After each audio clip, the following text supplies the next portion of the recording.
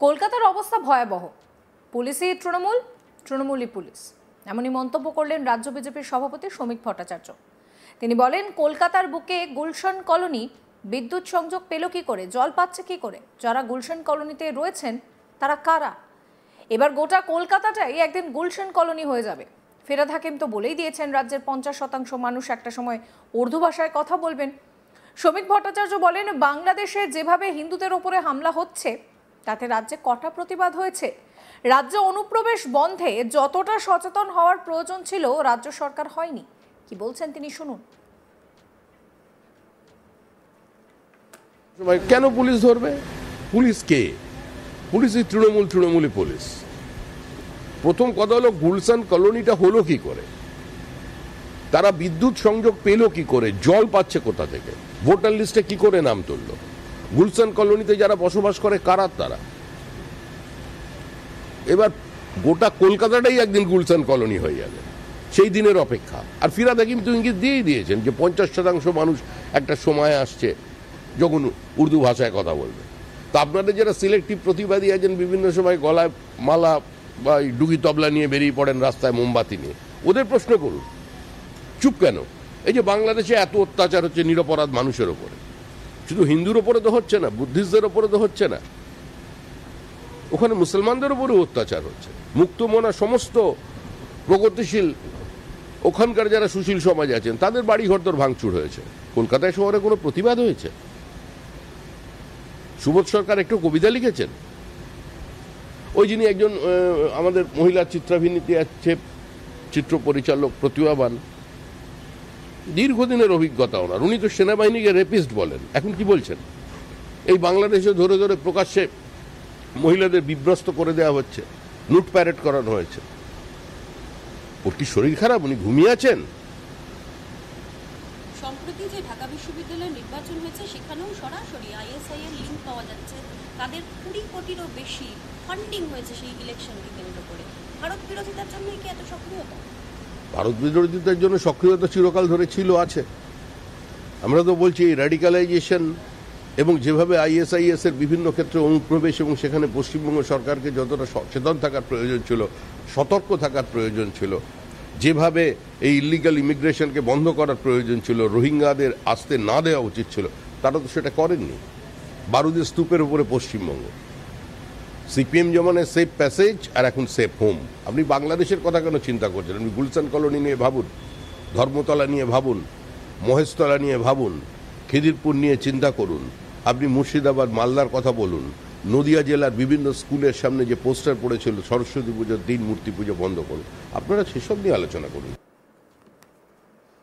ভিন রাজ্য থেকে প্রায় 12,000 চাকরি প্রার্থী রবিবার 14 সেপ্টেম্বর এসএসসি পরীক্ষা দিতে রাজ্যে আসেন। এই বিষয়ে শ্রমিক ভট্টাচার্য বলেন, যারা সারা ভারত থেকে প্রতি বছর রাজ্যে পরীক্ষা দিতে আসেন পরীক্ষার্থীরা, আবার রাজ্যের পরীক্ষার্থীরাও ভিন রাজ্যে পরীক্ষা দিতে যায়। কি বলছেন তিনি শুনুন।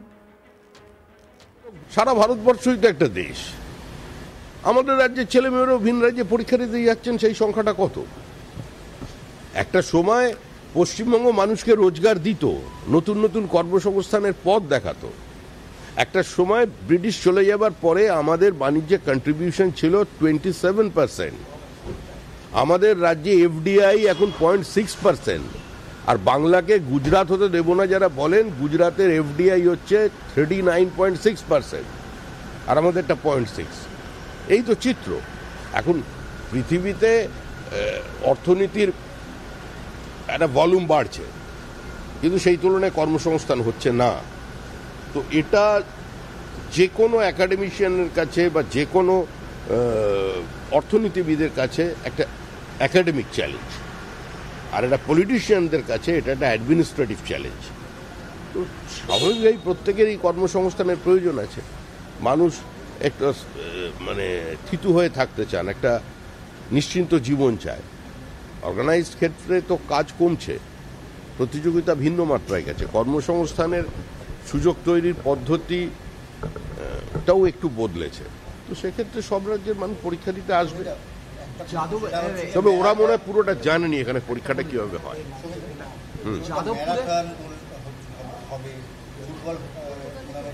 আপনি তো সবই বলে যাচ্ছ ভাই।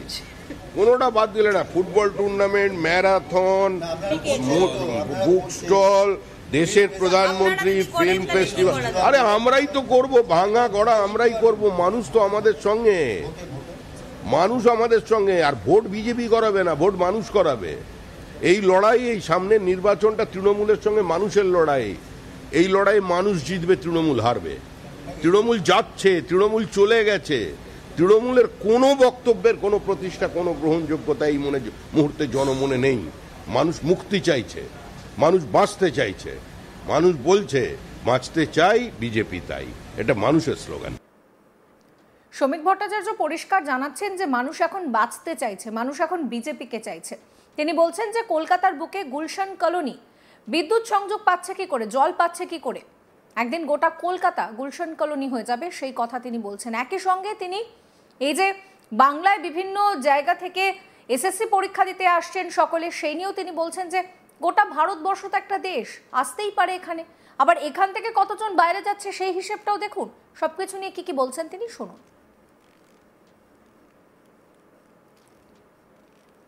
কেন পুলিশ ধরবে? পুলিশ কে? পুলিশই তৃণমূল, তৃণমূলী পুলিশ। প্রথম কথা হলো গুলশান কলোনিটা হলো কি করে, তারা বিদ্যুৎ সংযোগ পেল কি করে, জল পাচ্ছে কোথা থেকে, ভোটার লিস্টে কি করে নাম তুললো, গুলশান কলোনিতে যারা বসবাস করে কারা তারা। এবার গোটা কলকাতাটাই একদিন গুলশান কলোনি হয়ে যাবে, সেই দিনের অপেক্ষা। আর ফিরাদা কিন্তু ইঙ্গিত দিয়েই দিয়েছেন যে 50% মানুষ একটা সময় আসছে যখন উর্দু ভাষায় কথা বলবে। তা আপনাদের যারা সিলেক্টিভ প্রতিবাদী আছেন, বিভিন্ন সময় গলায় মালা বা ডুগি তবলা নিয়ে বেরিয়ে পড়েন রাস্তায় মোমবাতি নিয়ে, ওদের প্রশ্ন করুন চুপ কেন? এই যে বাংলাদেশে এত অত্যাচার হচ্ছে নিরপরাধ মানুষের ওপরে, শুধু হিন্দুর ওপরে তো হচ্ছে না, বুদ্ধিস্টদের ওপরে তো হচ্ছে না, ওখানে মুসলমানদের উপরেও অত্যাচার হচ্ছে।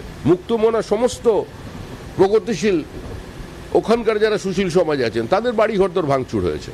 কলকাতায় শহরে কোনো প্রতিবাদ হয়েছে? সুবোধ সরকার একটু কবিতা লিখেছেন? ওই যিনি একজন আমাদের মহিলা চিত্রাভিনীতি আছে, চিত্র পরিচালক, প্রতিভাবান, দীর্ঘদিনের অভিজ্ঞতা ওনার, উনি তো সেনাবাহিনীকে রেপিস্ট বলেন। এখন কি বলছেন? এই বাংলাদেশে ধরে ধরে প্রকাশ্যে মহিলাদের বিভ্রস্ত করে দেওয়া হচ্ছে, লুট প্যারেড করানো হয়েছে। ওর কি শরীর খারাপ? উনি ঘুমিয়ে আছেন? সম্প্রতি যে ঢাকা বিশ্ববিদ্যালয়ের নির্বাচন, সারা ভারতবর্ষই তো একটা দেশ। আমাদের রাজ্যের ছেলেমেয়েরাও ভিন রাজ্যে পরীক্ষা দিতে যাচ্ছেন, সেই সংখ্যাটা কত? একটা সময় পশ্চিমবঙ্গ মানুষকে রোজগার দিত, নতুন নতুন কর্মসংস্থানের পথ দেখাতো। একটা সময় ব্রিটিশ চলে যাবার পরে আমাদের বাণিজ্যে কন্ট্রিবিউশন ছিল 27%। আমাদের রাজ্যে এফডিআই এখন 0.6%। আর বাংলাকে গুজরাট হতে দেব না যারা বলেন, গুজরাটের এফডিআই হচ্ছে 39.6%। সমস্ত খবরের আপডেটের জন্য আপনাদের নজর থাকুক আজ তাক বাংলায়। চ্যানেলটিকে সাবস্ক্রাইব করবেন, নোটিফিকেশন পেতে বেল আইকনে ক্লিক করবেন, ফলো করতে ভুলবেন না আজ তাক বাংলার হোয়াটসঅ্যাপ চ্যানেলও।